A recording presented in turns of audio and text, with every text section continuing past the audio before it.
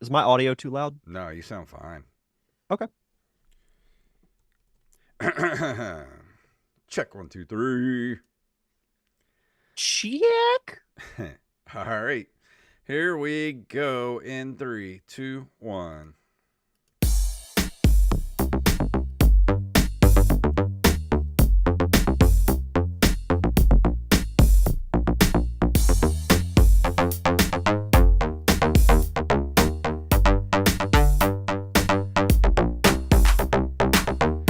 Greetings, programs, and welcome to a late edition of the Nerd Cave Retro Show. My name is Jason Robbins. And my name is Derek Diamond. Sorry we're a little bit late this week, but Derek had some... I got a text on Monday. It was like, my tooth hurts and I threw up in the parking lot. And I was like, whoa. Well, technically it started Thursday. So we were supposed to record our commentary track Thursday, but I was just swamped with work stuff. So I'm like, I'm not going to be able to do it. Yeah. Which, not too long after we were to start, my tooth started hurting. Ugh. And I'm like, it feels like there's something stuck in between like my back two teeth on the top left corner of my mouth. So I'm like, I'll just floss it out and it should be fine. Decent amount of blood later, Oh my God. I realized that was not the case. So I'm like, do I need to go to the ER? I mean, it stopped after a minute or two, Yeah. but then the next day it was hurting, and then the next day it hurt worse. I was supposed to cover an event for work Saturday morning, but I had to leave because like my tooth was hurting so bad Oh my that God. I couldn't function. I thought I was going to have to call Samantha to have her to come get me. What did it turn out to be? So I went to the dentist Monday morning, and it was a very educational and enlightening trip. Did you know that your digestive system and acid reflux, if you have it, can affect your teeth? No. I So did I not learned know that, and I've had acid reflux for several years now because they took x-rays of my mouth and they said it doesn't look like there's anything wrong with your tooth. So they're thinking that my acid reflux and like my bad digestive system is affecting like the gums around that particular area. Wow. So I got prescribed an antibiotic. I've been taking that since Monday, and it's getting a little better day by day. I still have to take ibuprofen every few hours, but I'm like, I timed it today where I would be in peak condition to do the podcast. But Awesome. let me tell you the throwing up story. So something that was recommended to me were like something that could really help with your pain, but it might make you sick to your stomach, is if you take Tylenol and ibuprofen together. Hmm. So I'm like, in theory, that sounds like a superpower. Hmm. So I'm like, I'll do anything at this point. So I did, and then stopped by Smoothie King on the way to work and got a smoothie because I haven't been able to really eat solid food since Friday. Hmm. Um, and then not too long after that, my stomach started hurting, and I happened to be outside and threw up right in the work parking lot. Oh, it was smoothie vomit too. Yeah. Woo! Oh, that sounds lovely. It stung coming up, I will say that. I'm sure it did. I'm And then glad it was in that moment that I knew I was not meant to podcast on Monday. Man, I'm glad you're feeling better though. That just sounds like a harrowing day. Yeah, it was. I've mostly been sleeping since Monday. Today Sleeping was my sounds first full day wonderful. back at work, so I've been playing a lot of catch up. Yeah. Funny enough, I didn't get home until like 15 minutes before we jumped on the air. Yeah. Well, I got to go put my car back in the shop tomorrow, so I know all about the acid reflux that you're experiencing because I'm having it right now because my car is a piece of shit. Well, I'm going to keep my fingers crossed for you that it's nothing too severe. Yeah, might have to charge you patrons triple next month if if it's too expensive. I hope you guys don't mind.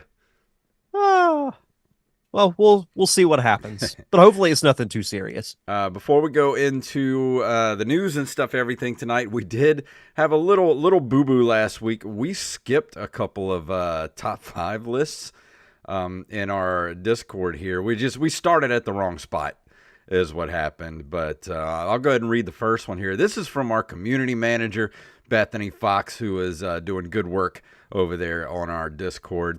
At number 5, he's got Ship of Fools. This is a 2-player game that's fun, but challenging and funny in a way. I recommend picking up any of these for some good couch co-op with the partner for good fun bonding time.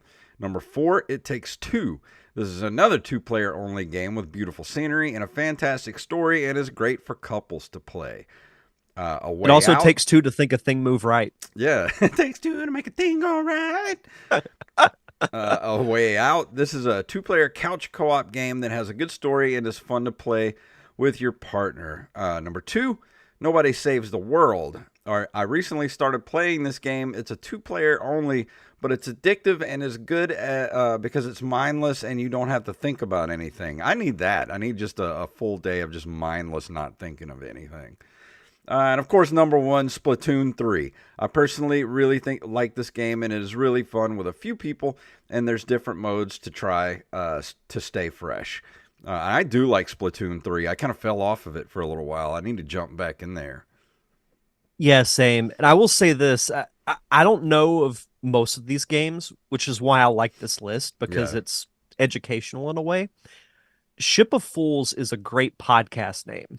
it is. I If you like if you that. wanted to if you wanted to do like I mean, it could be a weekly show or like a seasonal show of just like the worst pirate stories. Call it Ship of Fools. Dude, that's not a bad idea at all. That's really not. Hmm. I might have to jump on that. We might have a new But podcast on the yeah, horizon. Lord, I don't need to do another podcast. And our other list is from our good friend Raven Ghostpaw. Number 5, Mario Party 2, when you spend 5 coins to steal 3 from a friend for no reason but to hear the yell of, why? I'm guilty of that, so I know exactly what he means. Number 4, this is a super underrated game, in my opinion. Stardew Valley. Chill to farm with friends. It is the modern Harvest Moon, Hmm. but just, it's better, Yeah. honestly. Number 3, Overcooked 2. The amount of chaos this game throws at you is insane, but makes for a good laugh. I've played the original Overcooked, and I really, really liked it. I've never played any of the Overcooked games. They're fun. They'd be a good like community game Yeah. for us to play. Number 2, Secret of Mana for the Super Nintendo. Tons of fun having a friend over to play this for a day. People forget about the co-op, you know, aspect of Secret of Mana. I didn't know that had a co-op or Because option to it. because you have 3 characters on screen. So I want to say there was an adapter that you could get for the Super Nintendo where you could add the third controller spot. Hmm. But worst case scenario, you could have a friend come over and play as one of the other 2 characters. That's cool. Yeah. And number 1, this will be a Hmm. shocker, but bear with me. Baldur's Gate 3, when you were talking to someone and your friend who has played a bright blue tiefling Tiefling. is in the background letting it free fly. I haven't played Baldur's Gate 3 yet, as you could tell by my pronunciation, Yeah. but I do really want to. I've heard nothing but incredible things about it. I know. I'm ready to play it. I can't wait till I eventually get a PC, which hopefully my car will hold out so I can keep my money and be able to get one very soon. But we'll see. We'll see what happens after tomorrow. Fingers crossed. But now, you ready to go into the news for this evening? Yeah, we've got a lot. All right, well, let's do it.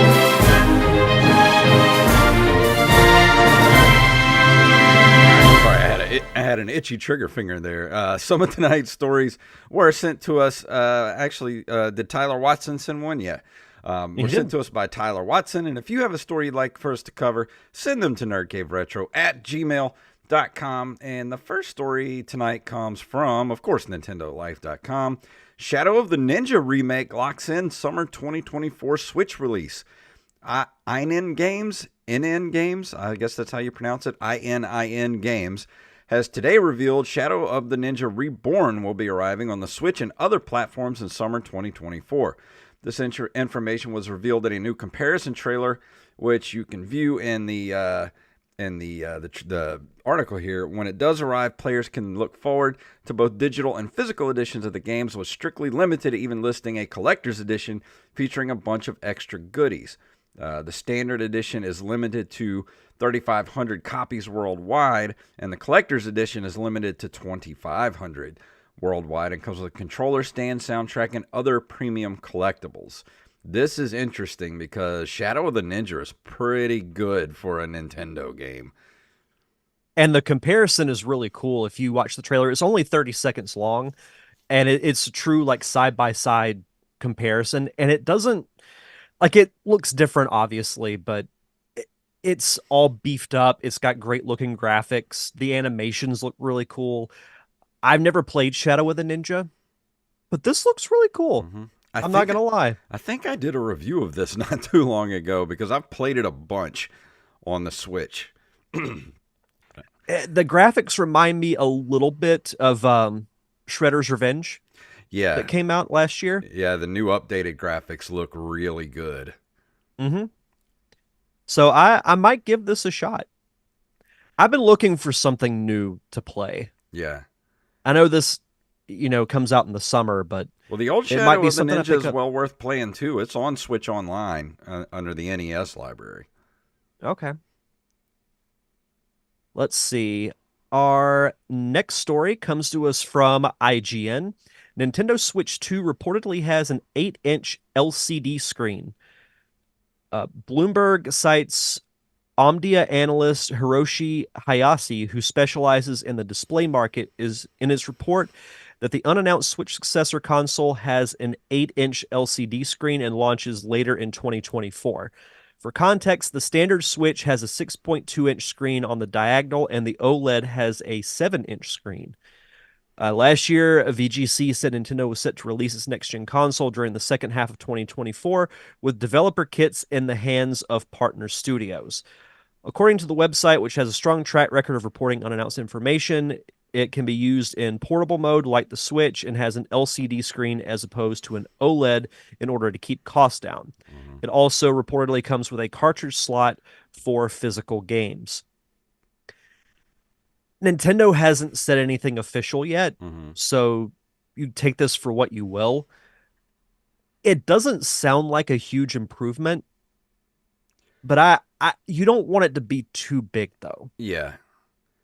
Yeah, because the Switch is already pretty big in your hands, and there's not much more they could squeeze out of that screen size. So, going to an 8-inch screen makes it a little bit bigger. It just what I want to know is what's going to be under the hood. Is it going to be PlayStation 4 equivalent graphics? Is it going to be current gen, which I highly doubt. But even if it was PlayStation 4, hardware comparable, with on an 8-inch screen, it's going to look great. Even if it's LCD, they probably will do an OLED version, a year or two down the line, which I do see that happening. I think that kind of depends on how well the launch goes. If the launch goes well, then we'll see the OLED screen sooner than later. Because if it doesn't do well, if this is a tank like the Wii U, if this thing tanks, we won't get an OLED screen. They'll just move on to the next console. Yeah, I'm just ready for Nintendo to come out and actually say something. Yeah. Same here. Next story is from MyNintendoNews.com. Capri Sun joins forces with Nintendo. Capri Sun and Nintendo have joined forces to bring a touch of gaming magic to your beverage experience. The popular juice drink brand is incorporating characters from Nintendo's beloved game franchises, including Mario Kart 8 Deluxe, Animal Crossing, Pikmin 4, onto their Fruit Punch, Strawberry Kiwi, and Pacific Cooler cartons and pouches. It will be available exclusively through March 31st in stores and online. And let's see they show a picture here of the actual pouches, and I want to get them just for the pouches because they look cool. I wish I had read the Google Doc yesterday because I went to Walmart and if they had these, I would have bought some and actually like drank one on the show. Should have. That'd be Yeah, but awesome. no, these look really cool. I remember as a kid, anytime they would have like Nintendo themed food or drink items, Yeah. I always geeked out over those. Like I still remember finding the Super Mario World Kraft mac and cheese in the grocery Mhm. store once. So this brings back memories of that. Yeah, and they're doing a Slurp and Win sweepstakes where you can scan the QR code on the Capri Sun cartons for they're giving away 500 of the Nintendo Switch OLED model systems. Hmm. Hmm. Might have to go get me some of these. Yeah, interesting. Let's see from Lily Pudding. I'm assuming that's how you pronounce it. I would think so. Lily pudding. Lilypudding.com. The 400 Mini is a half-size Atari 400 replica for 8-bit retro gaming. The Atari 400 is a home computer that first launched in 1979 with a 1.79 megahertz 8-bit processor, 8 kilobytes of RAM, 4 joystick ports, a cartridge slot, and an unusual membrane keyboard. More than 4 decades later, Retro Games Limited is bringing back the Atari 400. Kind of. The company's latest retro system is a half-sized Atari 400 replica called the 400. It comes with 25 classic Atari games pre-installed and features a few modern hardware updates.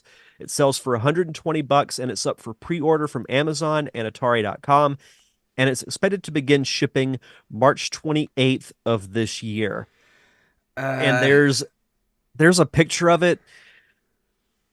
That color scheme is hideous. do you feel like Atari's kind of reaching with this one? I mean, Yeah, who had this thing? Who is this for, really? I don't know I anyone that had this thing.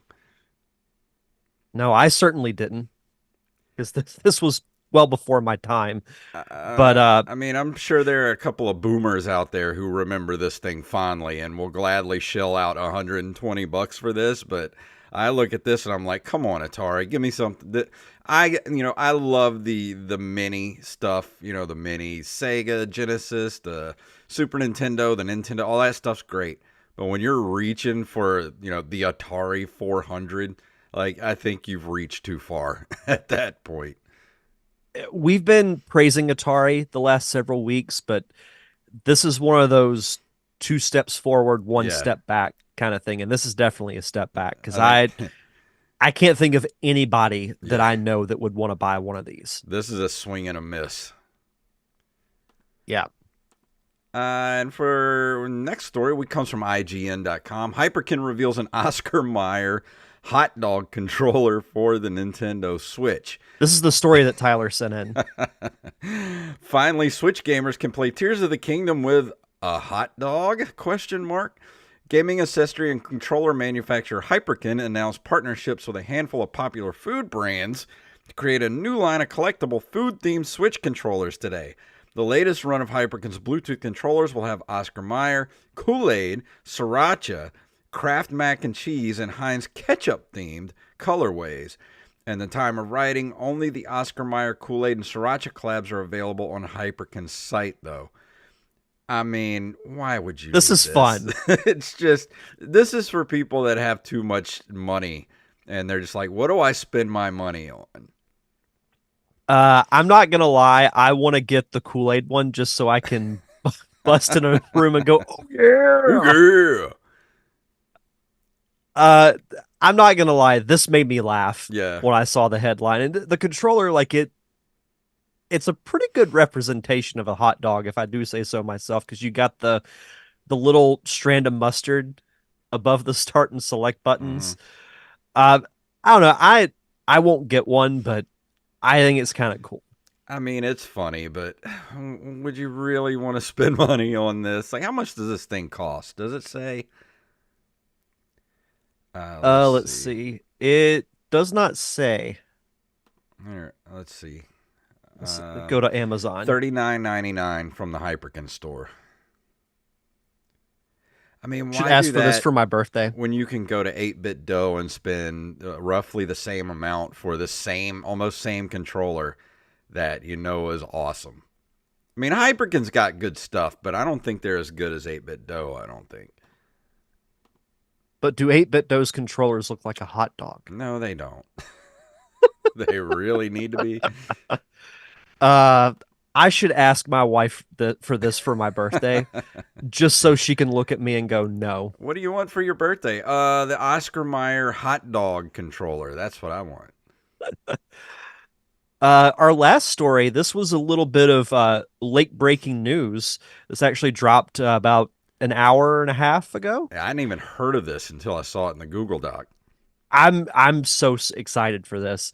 From IGN, Sonic and Shadow Generations announced for this fall. It officially announced Sonic and Shadow Generations, which is a Sonic Generations remaster featuring Sonic's edgiest friend during today's PlayStation State of Play. We got a brief glimpse at Sonic and Shadow zooming through some levels, but little information otherwise. We do, however, know that it's slated for autumn 2024. This is Sonic's latest 3D outing following the release of the Apple Arcade exclusive Sonic Dream Team and 2022's Sonic Frontiers.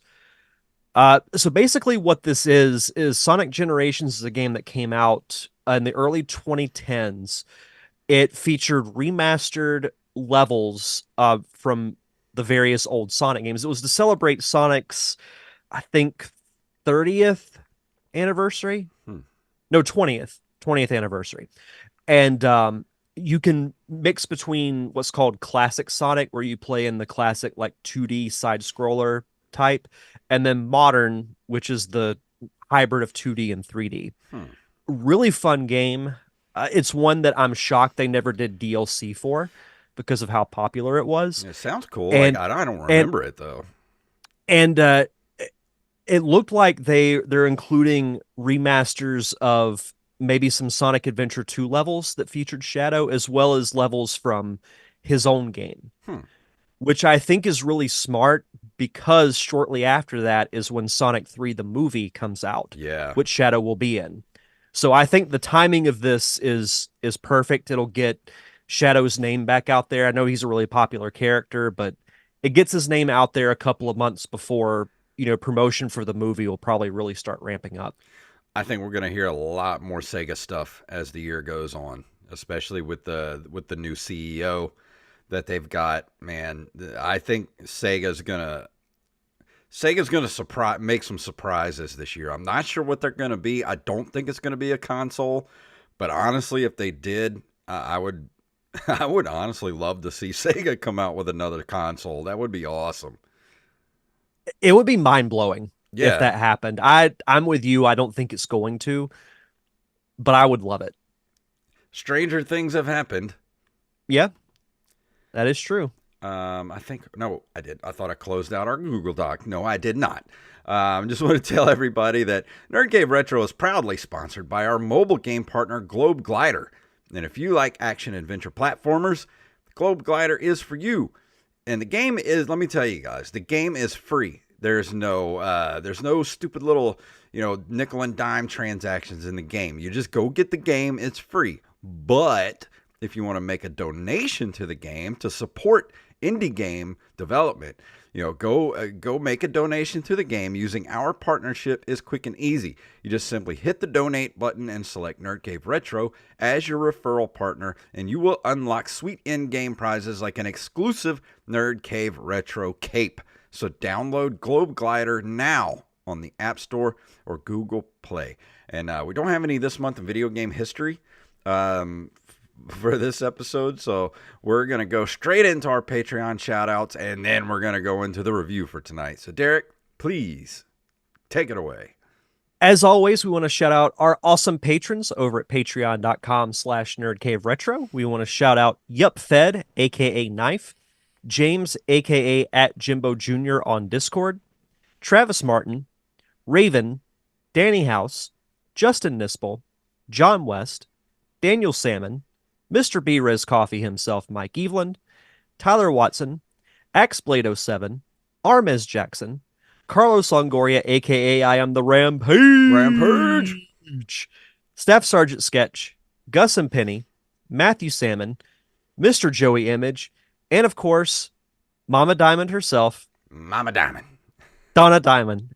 Thank you all so much for your continued contributions in keeping the lights on for us here at the Nerd Cave Retro Podcast.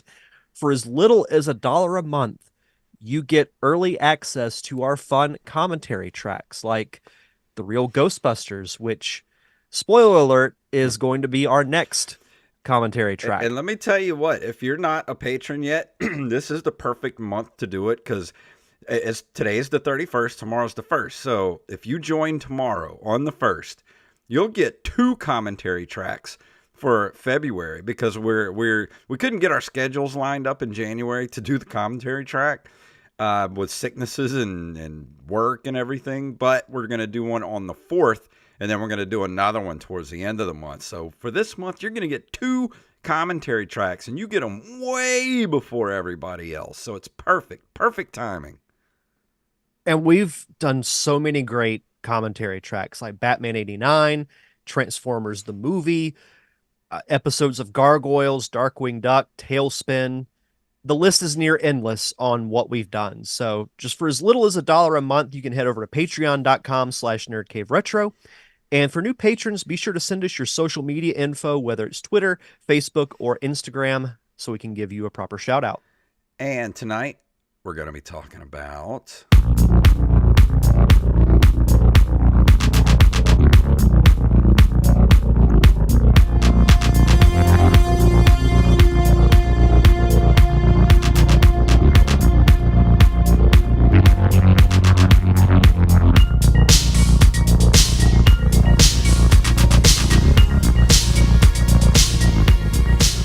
You know how hard it was for me to pick a song to play to introduce this game?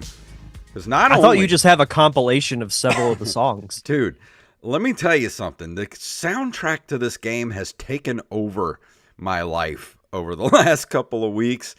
They have the entire playlist on YouTube, and I would say there's roughly, it got to be 100 songs on the soundtrack, some ranging from 30 seconds, some are like 4.5 minutes long, but they go from one end of the spectrum to the other. You get like, your standard like 16-bit, chip tunes type stuff. Then you'll get some like, 80s style, like almost John Carpenter-esque synth wave. And then you'll straight up, like towards the end of the game, there's straight up like metal, like hard, like death metal going on in some of the end, towards the end of the game. Like this soundtrack has everything on it, and I have done nothing but listen to that soundtrack and just be it transports me to another world listening to the soundtrack. What soundtrack would you be referring to? It's for a game called Sea of Stars, everybody. Glad you... See, I could just talk about the soundtrack all night and how great it is. Sea of Stars is good. 2023 role-playing video game by Sabotage Studios. It was released for Windows, Nintendo Switch, PlayStation 4 and 5, Xbox One, and the Xbox Series X and S. And me personally, I played it on Game Pass.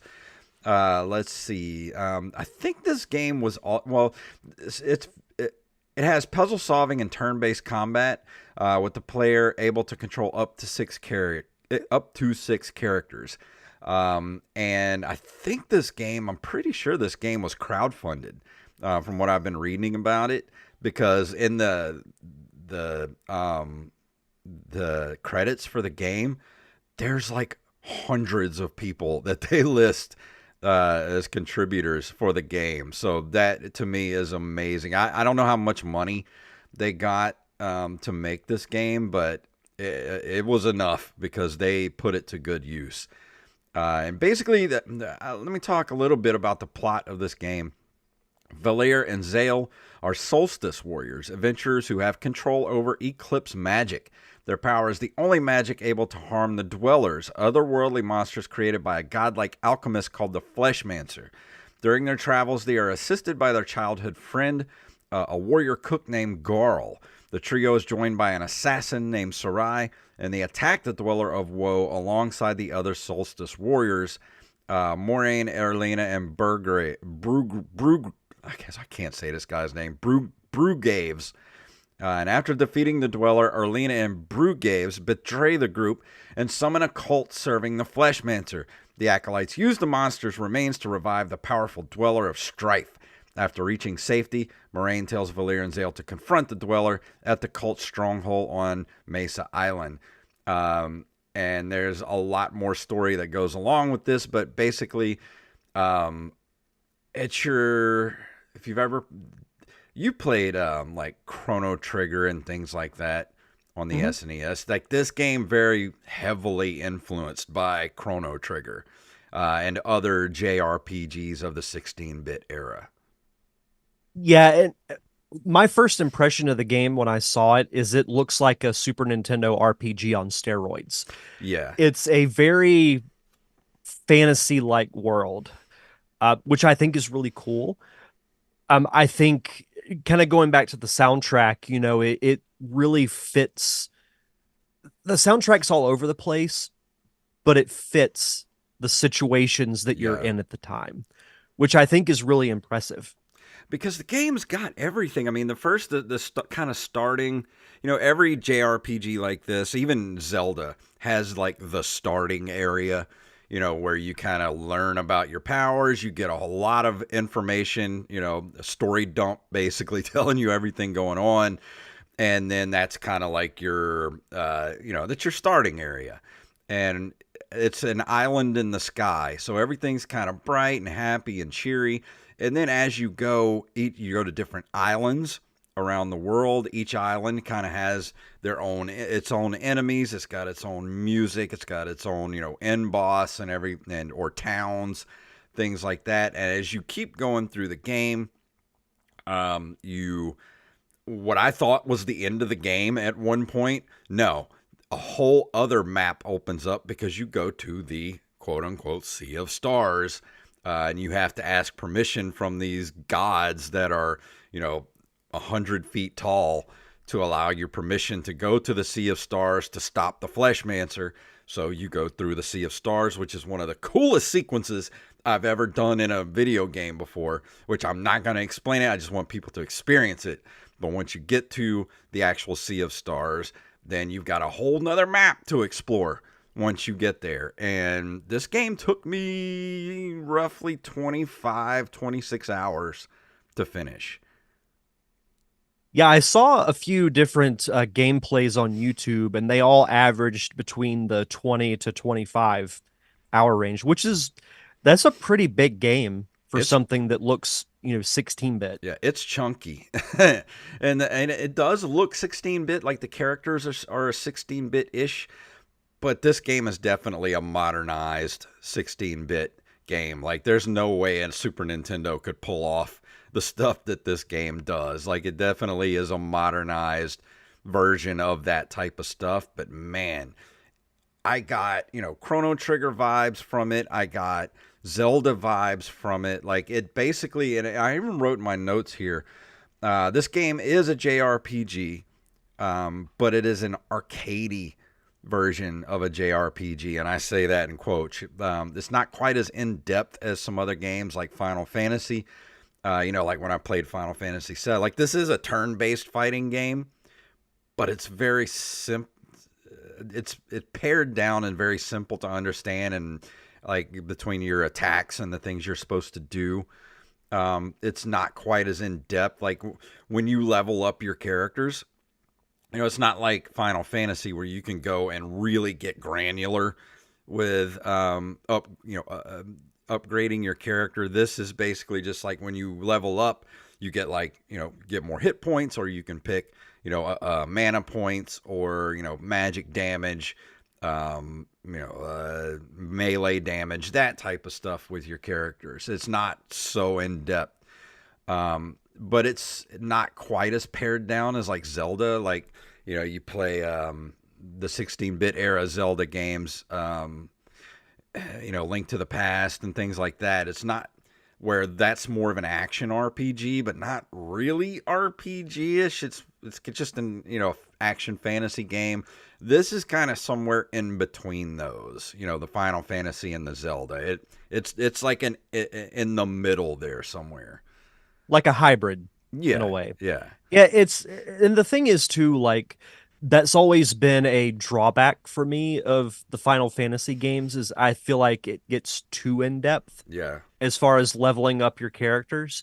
But I like that it's taking it a step beyond, like you mentioned, Link to the Past. Hmm. You level up by just getting a different tunic, Yeah.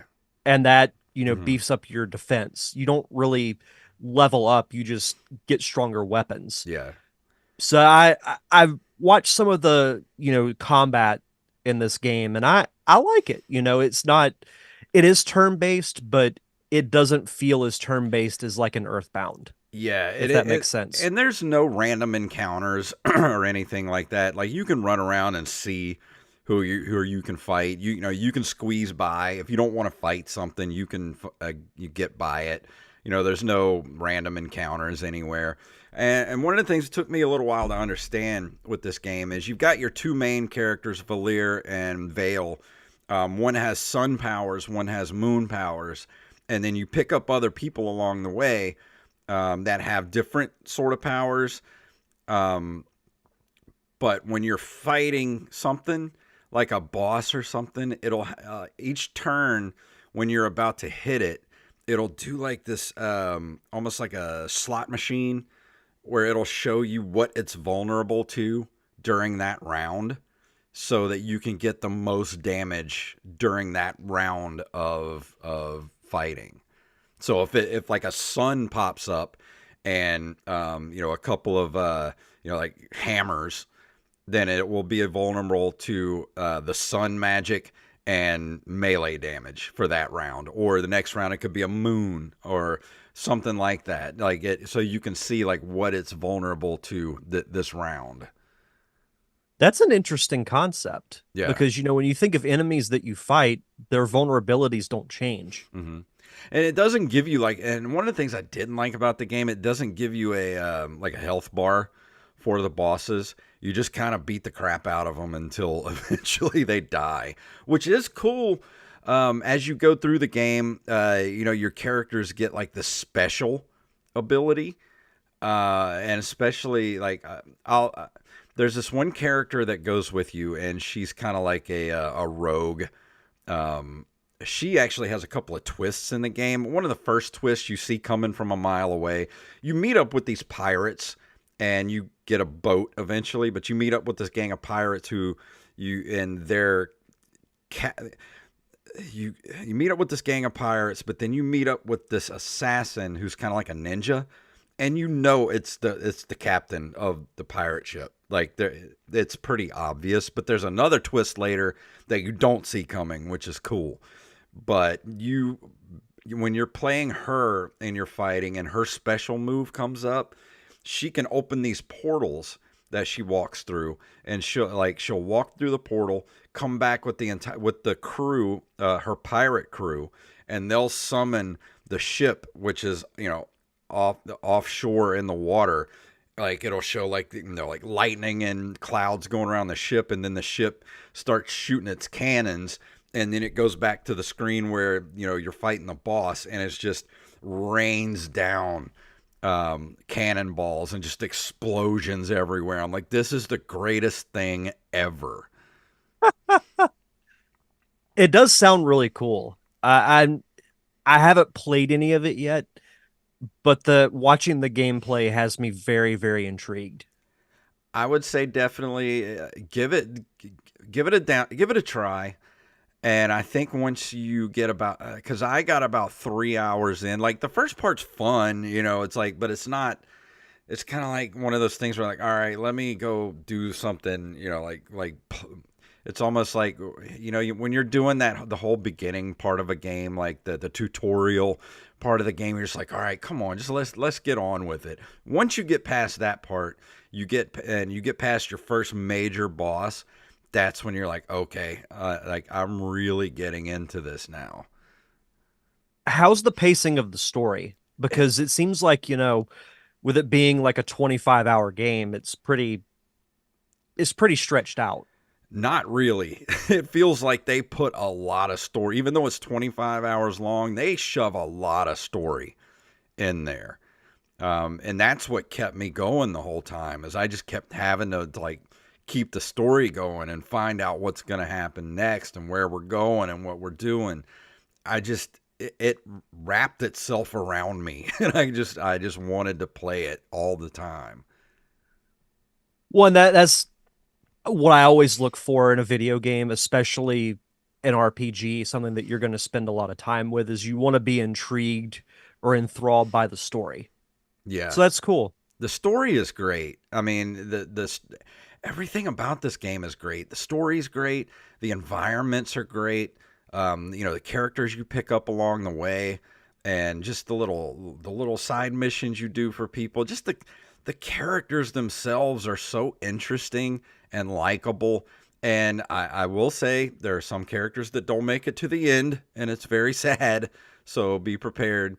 A little bit of a spoiler there, but there are people who don't make it So to don't the get end of too the game. attached. Yeah, don't get too attached to people. And like I said, some of the twists in the game I could see coming from a mile away, and some of the others were really good, and I did not see some of the twists in the game coming. But the pirates are great. But once you get to the part where once you go through the Sea of Stars, where you get to the Sea of Stars and you go to your first area where there is this race of people who have been turned into cyborgs, and it feels like it feels very Blade Runner-ish, especially like the environment and the music. Like it just, I could have spent days just in that area itself. Like I just wanted to stay there. Like the depths and Tears of the Kingdom. Yes, like I just like this place is like I want a whole game just of this area, like and everything that the story you get from that. Like you could do a whole prequel just about that. Like they pack so much story into this game. It's ridiculous. You never know, it could be something they do down the line. And another thing I like about this game is it is very self-aware, and it doesn't take itself too seriously, but a lot of times it does, and that's what made me love it. Like this game knows that um it is a love letter to the 16-bit era JRPGs, and it makes fun of some of the tropes of that type of game, and it's very self-aware. But the game does have its serious moments too, and I love it. Sounds like it plays out like a movie. And it pretty much does. Like you could make you could. I would be. This game has been so successful.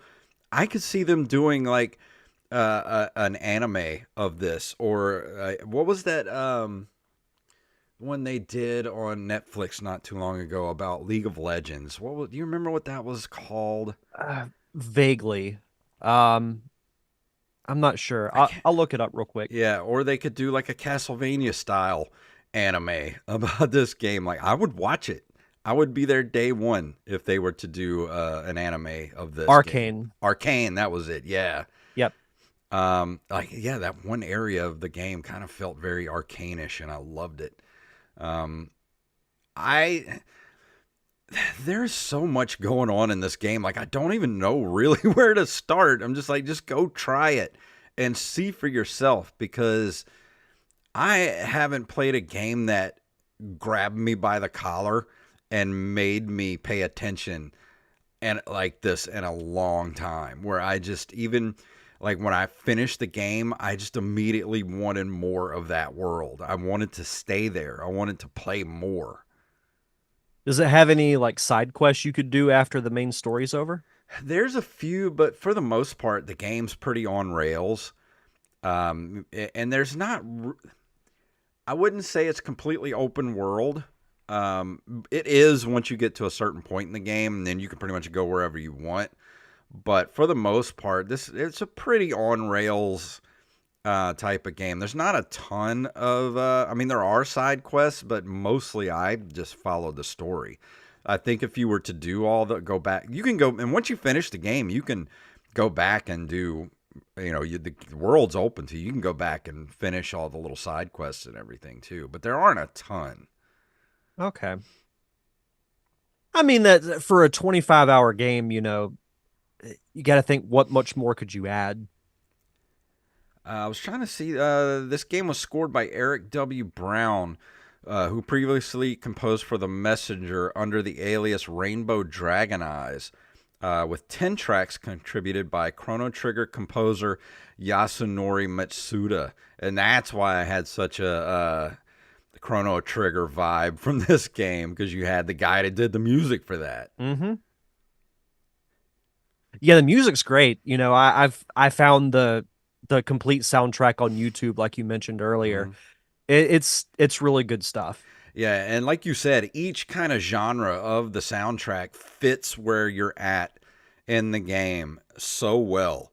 Um, and like I said, the game does have a lot of influences to it. Definitely the people that played this game not only love JRPGs, but they love Chrono Trigger. They love 16-bit Zelda games, and they took all that stuff and just made the best possible game they could come up with in that genre. And I did write in my notes here. Um, if you've never played a JRPG style game, this would be the perfect game to start with to get your feet wet. It's not so in depth to cause confusion. The turn based fighting and moves are easy to understand. There also are not any random encounters, which drive me nuts in most JRPGs. That's the one thing I love most about this game. I hate random encounters. Yeah, that it can get pretty frustrating at times when you have your random encounters, but I mean, you've sold me on it. I'd already like in anticipation for this review, I had read some other reviews and no one's saying anything negative about Yeah, this game. this game is like a 10 out of 10 across the boards. Like, this game has gotten so many good reviews. And when I played it, I hadn't heard much about it. I'd heard a few podcasts talk about it, but I didn't know what it was. And then I was looking through Game Pass and I saw this, and I watched the trailer for it, and I was like, I'm going to go ahead and play this because it's only like a 4 gig download. So I was like, yeah, I'm going to go ahead and play this. And then next thing you know, here it is a week, 2 weeks later, and I'm finishing it up. And I'm like, that was one of the best gaming experiences I've had in a long time. Like, just surprise. Like, I knew I was going to like Legend of Zelda last year. Like, that was a given. But Right. just to come across a random game that you haven't heard about and fall in love with it, it's been a long time since I've done that. That's a special achievement in gaming. Because like you said with Zelda, I know I'm going to enjoy the games. Yeah, it's a known But quantity. yeah, but if you find one it's just a standalone game, you've heard little to nothing about it, and then you fall in love with it. I feel like that's a rare thing, at least for me it is These anyway. days it is. I mean, it used to be that way all the time when we were kids, even when you were a kid, like through the 90s, like you didn't know if something was Yeah. going to be good. I mean, you had to trust your gaming magazines to to be like, is this going to be good? Should I spend my hard-earned birthday money on this one game that I'm going to have to play for the next year?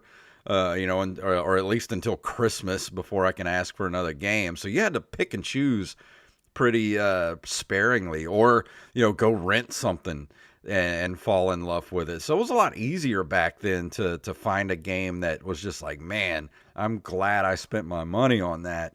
And I feel like Sea of Stars was like, man, I'm that was well worth a Game Pass subscription to play that game. I love it so much. I want to get a hard copy of it Yeah, I think you should.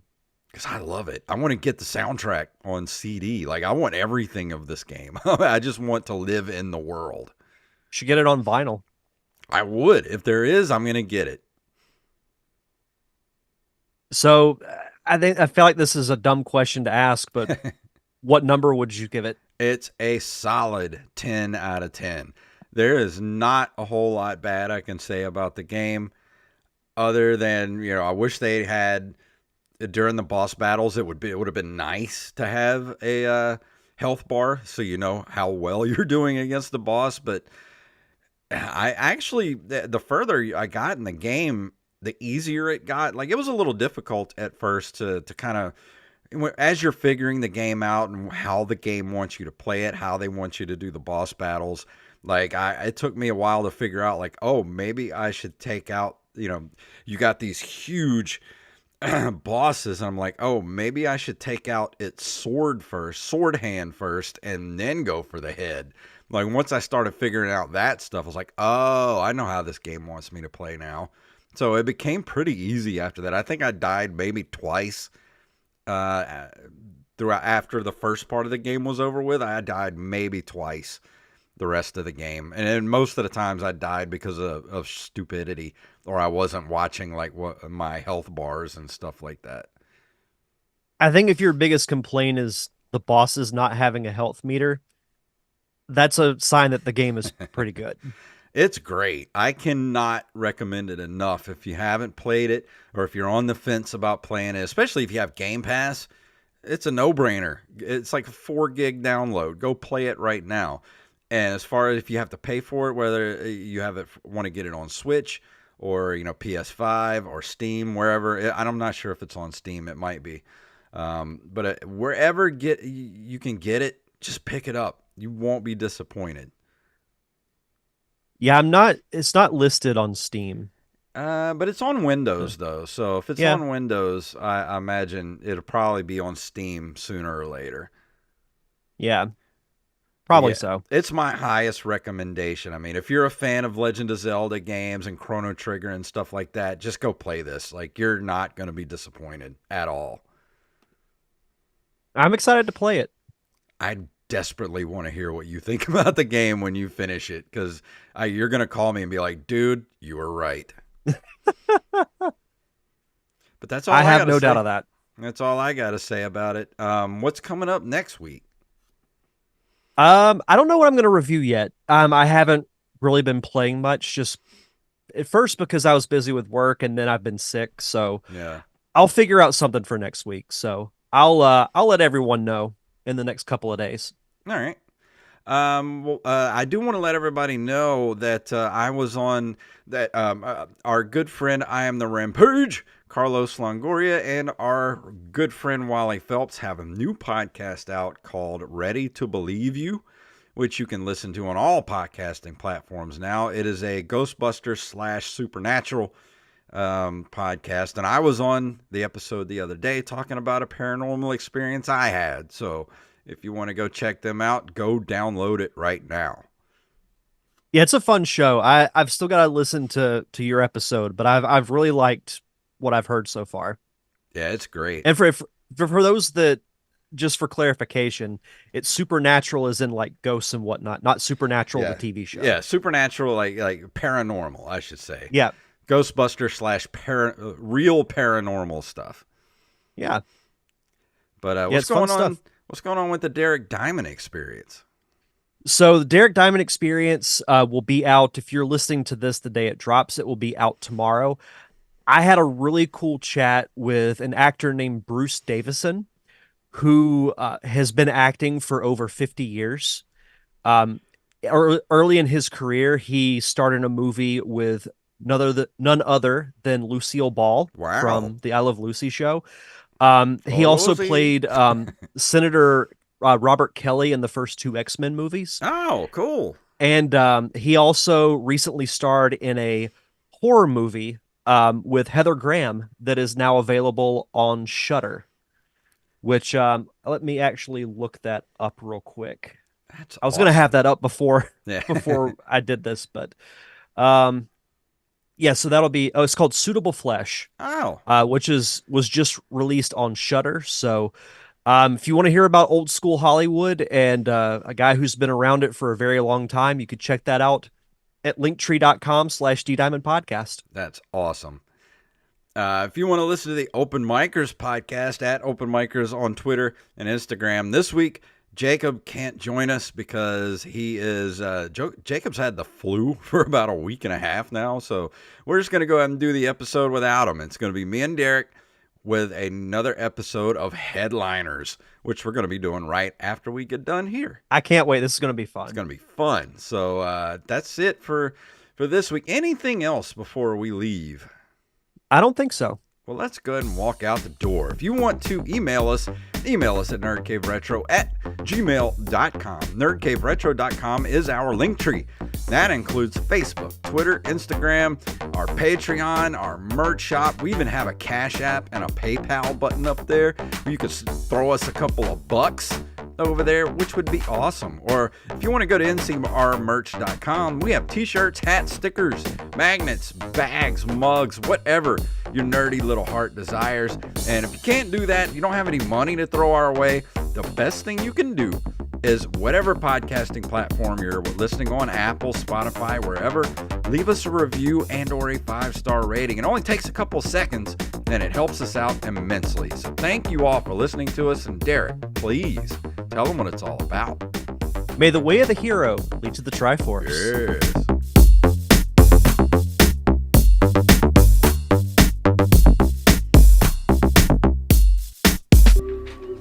I love the Power Glove. It's so bad. And thank you everybody for watching on YouTube. We will see you guys